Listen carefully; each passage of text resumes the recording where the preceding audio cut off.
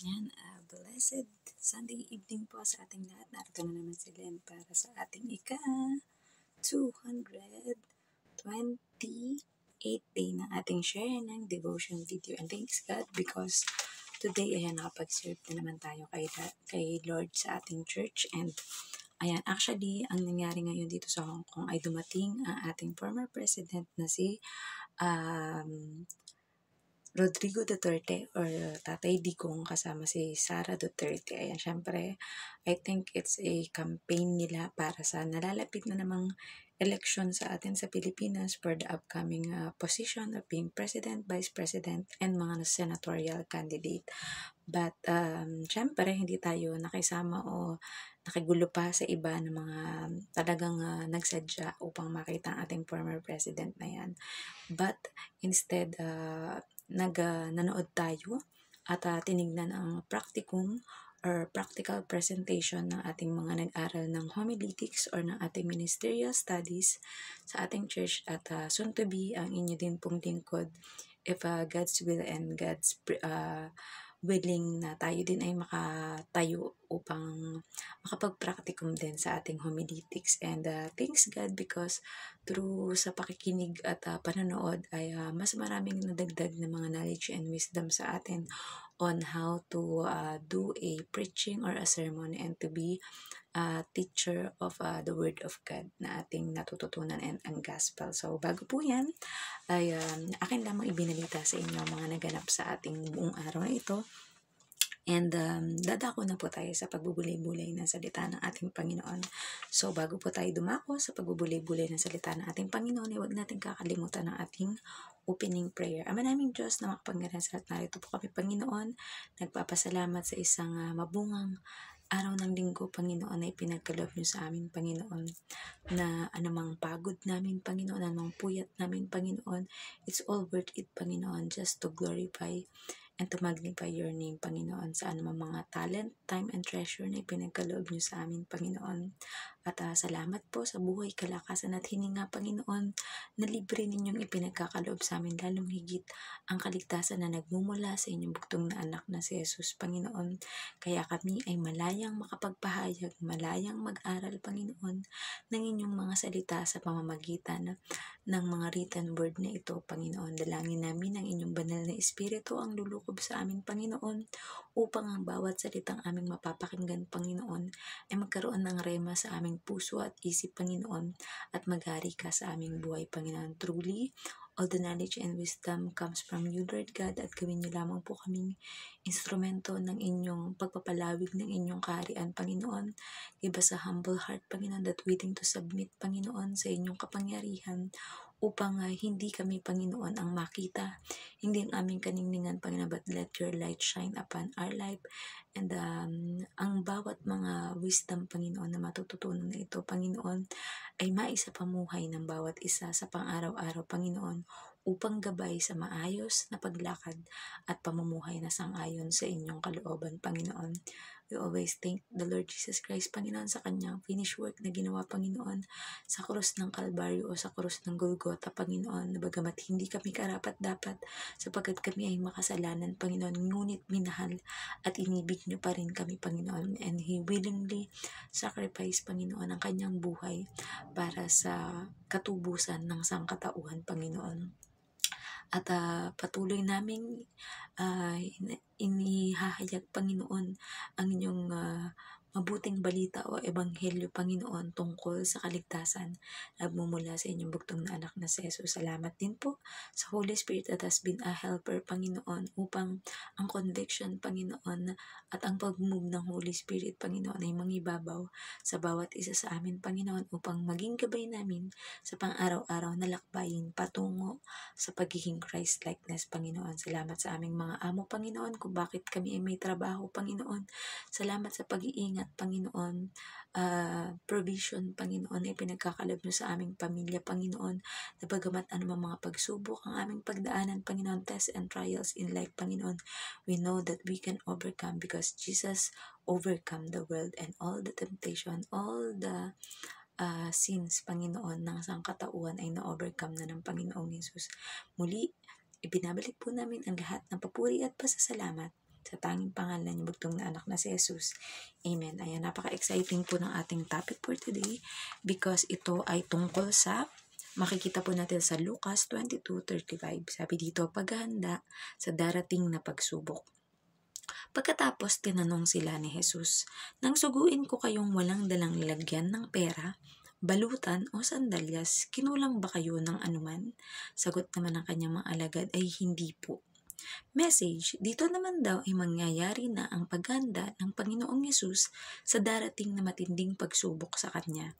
Dahil tinanong daw niya ang kanyang mga alagad na nang suguin daw niya ang mga ito na walang dalang pera, balutan o sandalyas, kinulang daw ba ang mga ito? Sumagot naman ang kanyang mga alagad na hindi daw sila kinulang. Application, sapagkat matindi pa sa lahat ng kakaharaping pagsubok sa sino man ang mangyayari sa Panginoong Yesus, kailangan niya ng matinding paghanda sa lahat ng aspeto. Ganon din, inihanda niya ng gusto ang kanyang mga alagad upang maaari na niyang iwan sa mga ito ang misyon na sinimulan niya, dahil sila ang magpapatuloy nito hanggang sa bawat salinlahi. Kaya ang katanungan sa kanila ay noong isinugo sila ng Panginoon na wala silang dalang anuman, ay kung nagkulang ba ang mga ito. At sa sinagot nilang hindi sila nagkulang, ay totoo na God really provides para sa mga isinugo niya. So, purihin ang pagkabasa ng mabuting balita ng ating Panginoon, di ba? So, alam na nga natin na sa episode na ito ay nalalapit na ang pagkapako ng ating Panginoong Hesus sa krus, di ba? Dahil yun na yung moment na kailangan na niyang ihanda ang kanyang sarili physically, emotionally, spiritually, 'di ba? Dahil ang great mission kung bakit siya pinadala ng ating Panginoong Diyos Ama dito sa mundo ay to be a sacrifice para sa kasalanan ng lahat ng sangkatauhan. Syempre kasama na tayo doon lahat, 'di ba? And talagang sabi nga in everything it needs to have a preparation. Parang kumbaga pag tayo ay magluluto, ayan bilang isang OFW, kailangan natin magluto. So ang mga preparation ay kailangan nating ihanda, 'di ba? Kung halimbawa ay tayo ay magbiyabiyahe sa ibang mga bansa, kailangan din natin yan ng mga preparation, 'di ba? So preparation is for us to be ready physically, emotionally, spiritually, at lahat ng aspeto, di ba? Kung kailangan din na financially, syempre, mahirap ka namang pumunta sa isang lugar na hindi ka financially stable dahil iniisip natin na baka kulangin tayo, di ba? But in here, ayan, dahil nga inihahanda rin, hindi lamang ang Panginoong Yesus ang naghanda sa kanyang sarili, ngunit kahit ang kanyang mga alagad, inihanda rin niya para sa mga kakaharapin nito kung sakaling ang ating Panginoong Yesus, dahil alam naman natin ay kailangan na magbalik sa arian ng ating Diyos Ama sa langit, di ba? So, pati ang kanyang mga alagad ay in-equip din niya sa lahat ng aspeto. And yun nga, yung naging tanong is, nang isinugo ko ba kayo, ay nagkulang ba kayo sa lahat ng bagay? Diba? Dahil talagang kabilin-bilinan na ating Panginoong Yesus na huwag kayong magdadala ng anuman, diba?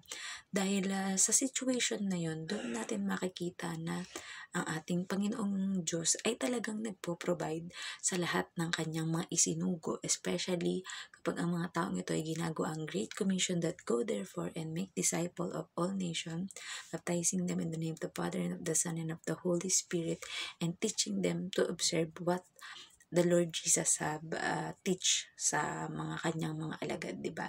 So, syempre, ang naging sagot ng kanyang mga alagad ay hindi sila nagkulang, di ba? So, talagang dun mo mapapasabi, ay, thank you Lord, talagang you really provide.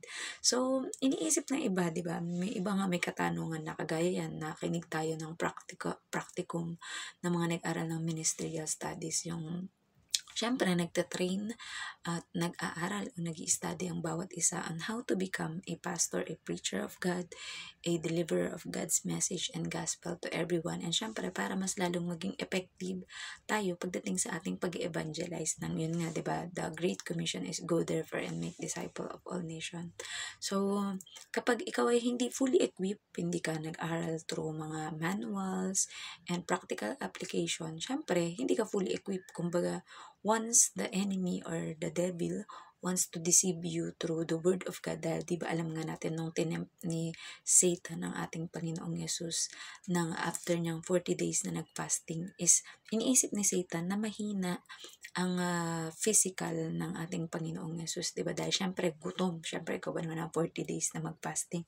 But indeed, tinira niya ang ating Panginoong Yesus and tinempt niya sa pamamagitan ng pagsalungat sa word ng ating Panginoon, ng ating Diyos Ama, 'di ba? Ng word of God. Word of God yung ginamit ni Satan, but word of God din na talagang merong positive na katangian or taglay. Kasi kay Satan ang ginawa niya is parang ni-reverse niya into negative, di ba? Nagamitin yung word ni God into a negative way. But, ayan ang ating Panginoong Yesus, because He is fully God and fully human. Kaya alam niya yung ginagawang temptation na yun ni Satan, di ba? So, kaya inihahanda niya, di ba? Syempre, isipin mo, kung ang mga alagad na ating Panginoong Yesus, alam naman natin na they are usually mga fisherman, 'di ba? May iba mga tax collector, 'di ba? At kung iisipin, sila yung parang kumbaga pinakaaba or pinakakinamumuhian ng mga tao, 'di ba? Dahil makasalanan, 'di ba? Kilala as mga makasalanan, lalo yung mga tax collector. But yun pa yung mas pinili ng ating Panginoon na maging mga alagad niya dahil sila yung magiging the best na patotoo or witnesses kung paano kumilos ang Diyos sa buhay nila, that from being a sinner na kinamumuhian ng buong mga tao o ng buong mundo is they were chosen with a great purpose na ating Panginoon. At yun nga ay para mag-evangelize, to train, to teach, and magpamalas sa mga tao ng mga great miracle na kayang magawa ng mga nagtitiwala, nagmamahal, at naglilingkod sa ating Panginoon. And di ba, nung ibinilin sa kanila ng Panginoong Yesus na huwag magdadala ng kahit ano, yun ay para mas makita at ma-prove ng kanyang mga alagad na talagang ang Panginoon, kapag mayroong pagkatawag sa iyo, siya ang magpo-provide. Hindi mo kailangan problemahin ang pagkain, hindi mo kailangan problemahin ang pera, hindi mo kailangan problemahin ang provision para sa pamilya mo or sa iyo, mga traveling mercy, 'di ba? Or mga traveling expenses, because God, ang Panginoon ang gagamit ng mga tao or ng mga situation para ma-provide yung iyong mga pangangailangan, di ba? And truly indeed, napatunayan niya ng kanyang mga alagad. Kaya nasagot nila na hindi sila nagkulang, di ba? So, sa bawat buhay natin, sa bawat araw ng buhay natin, madalas namang problema tayo at iniisip natin paano kapag wala tayong trabaho, paano pag wala tayong pera, di ba? Paano natin mapapagtapos o mapoprovide yung mga pangangailangan para sa pag-aral ng ating mga anak sa school, di ba? Mga allowance, mga school needs and school expenses, di ba? Pero sabi nga, once nagtitiwala ka sa ating Panginoon and you know to yourself, nasasabihin mo nga, the Lord is our provider, di ba?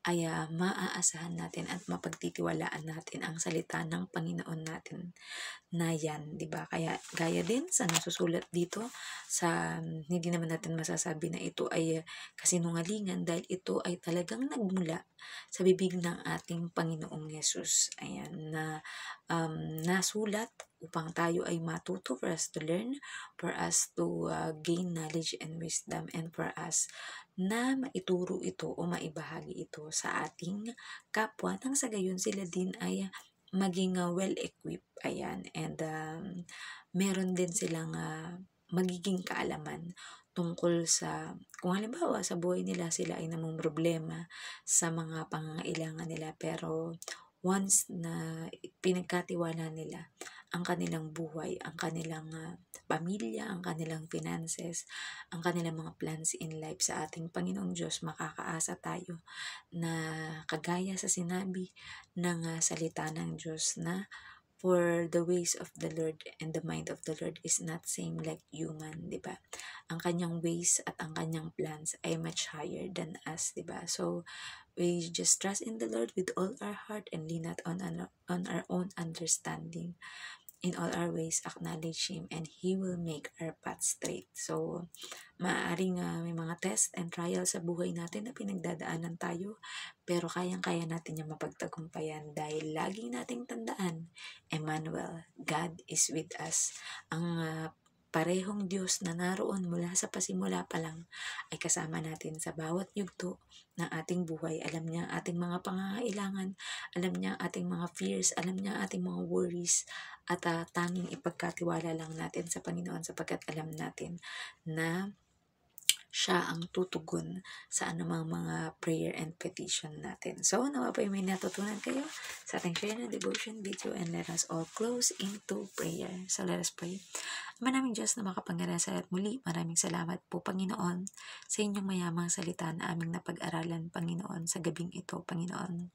At tunay nga, Panginoon, na you are preparing us, Lord God, for a greater purpose of you, Lord God, for greater plans for us, our family, and our ministry, Panginoon, na ipinagkatiwala nyo sa amin, Panginoon. We pray, Lord God, para sa lahat ng mga pinansyal na pinagdadaanan na problema ng bawat isa, Panginoon, that we know, Lord God, na as you say in your words, Panginoon, na hindi nyo kami pagkukulangin, Panginoon, because you are the God who provides for everything that we need, Panginoon. May gagamitin kayong mga sitwasyon at mga tao, Panginoon, na siyang magiging daan nang sa gayon, Panginoon, ay hindi magkulang ang inyong mga lingkod, Panginoon, na nanais, Panginoon, na maibahagi ang inyong mabuting balita sa lahat, Panginoon. Gayon din, Lord God, we pray para po sa lahat ng mga may sakit at karamdaman, Panginoon, because you are God, our healer, Panginoon. And by the stripes and wounds of your Son, Jesus Christ, we are truly healed, Panginoon. Maging ang kamatayan, Panginoon, you give us eternal life, Panginoon, through the life of your Son, Jesus Christ, Panginoon. You give us salvation, Panginoon. Nang sa gayon, Panginoon, ay kami ay magkaroon ng eternal life sa inyong kaharian, at iiwan namin ang mundong ito, Panginoon, that we are fulfilled, Panginoon, dahil nagawa namin ang inyong great commission, Panginoon, na ipinagkatiwala sa amin, Panginoon. At kung ano din ang inyong mga tagubilin sa inyong mga alagad noong panahong iyon, Panginoon, ay siya rin naming imamanifest, Panginoon, at hahayaan na mangyari at maganap sa buhay namin, Panginoon, na ang inyong provision, Panginoon, ay lagi naming mararanasan, Panginoon.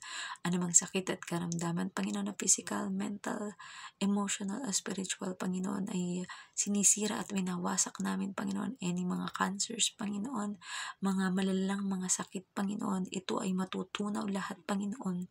And we can say to the whole world, Panginoon, that we are healed, Panginoon, dahil kayo ang Diyos na nagpagaling sa amin, Panginoon. Gayon din po, Panginoon, we pray, Lord God, for the pastors, priests, evangelists, missionaries, Panginoon, mga students, Panginoon, ordinaryong member, Panginoon, mga teachers, prophets, Panginoon, that are going all around the world, Panginoon, para maibahagi ang inyong ebanghelyo sa lahat ng panig ng mundo, Panginoon. We know, Lord God, that you will provide for every needs, Panginoon, mula sa transportation, sa mga foods, Panginoon, at pangangailangan ng bawat pamilya, Panginoon. And we know, Lord God, na ang lahat ng aming mga plano, Panginoon, basta isinasangguni namin sa inyo, Panginoon, ay magkakaroon ng kaganapan at katuparan, Panginoon.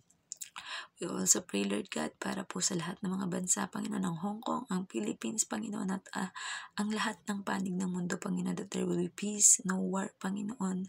There will be union, Panginoon, bagkus, Panginoon, ay magkakaroon ng economic growth, Panginoon, ng bawat mga bansa, Panginoon. Gayon din, Panginoon, ang nalalapit na mga election, Panginoon, ng bawat mga bansa, lalong higit ng Pilipinas, Panginoon. We pray, Lord God, that you will let a leader, Panginoon, na may takot sa inyo, Lord God, na mamuno sa bansa, Panginoon, at magkakaroon ng isang malaking improvement, Panginoon, at pagbabago. Hindi lamang sa bansa, Panginoon, ngunit sa bawat mamamayan, mula sa pinakamataas hanggang pinakamababa, Panginoon. We know, Lord God, na nalalapit na, Panginoon, ang muling pagbabalik na inyong butong na anak na si Jesus dito sa mundo, Panginoon. Kaya inihahanda nyo rin kami, Panginoon, and you are making us fully equipped, Panginoon, na anuman ang aming mga pagdaanan, Panginoon, ay mananatili kaming matibay, nananalig at sumasampalataya sa inyo, Panginoon, hanggang sa muling pagparito ng inyong bugtong na anak na si Jesus, Panginoon, upang kunin ang mga pinabanal, upang kunin ang mga nanatiling nananalig, Panginoon, at hindi na sway, hindi umalis, Panginoon, sa pananalig at pagtitiwala sa inyo, Panginoon. Bagkus, Panginoon, ay mas lalo pang marami ang naabot na mga buhay upang mailapit sa inyo at makakilala at tanggapin ang inyong butong na anak na si Jesus bilang Diyos at tagapagligtas ng aming buhay, Panginoon. We fully surrender everything to you, Lord God. At ano man po, Panginoon, ang mga prayer na hindi namin kayang mabanggit through words, Panginoon. Ngunit you know our hearts and our plans, Lord God. And we know, Lord God, that you will prosper each and every one of us. Sabi nga sa inyong salita sa Matthew 6:33, but seek ye first the kingdom of God and His righteousness, and all these things shall be added into you, Panginoon. Na kailangan, meron kaming pagsunod, Panginoon, meron din kaming gagawin, Panginoon, at hindi lamang kami basta mananalangin, Panginoon, but there should be faith, there should be action, Panginoon, and there should be application in everything that we learn, in everything that we wanted to happen in our life, Panginoon. Salamat po, Panginoon, sa inyong salvation ay pinagkakalob sa bawat isa sa amin, Panginoon. And we pray, Lord God, na gamitin mo pa ang buhay namin bilang instrumento ng pagpapahayag ng inyong mga salita sa lahat ng panig ng mundo hanggang sa kasulok-sulukan ng bawat lugar. Panginoon, we honor you, we glorify your holy name, and this we pray in the Father Jesus Christ. Amen. Good night pa sa ating lahat, and God bless. Bye-bye.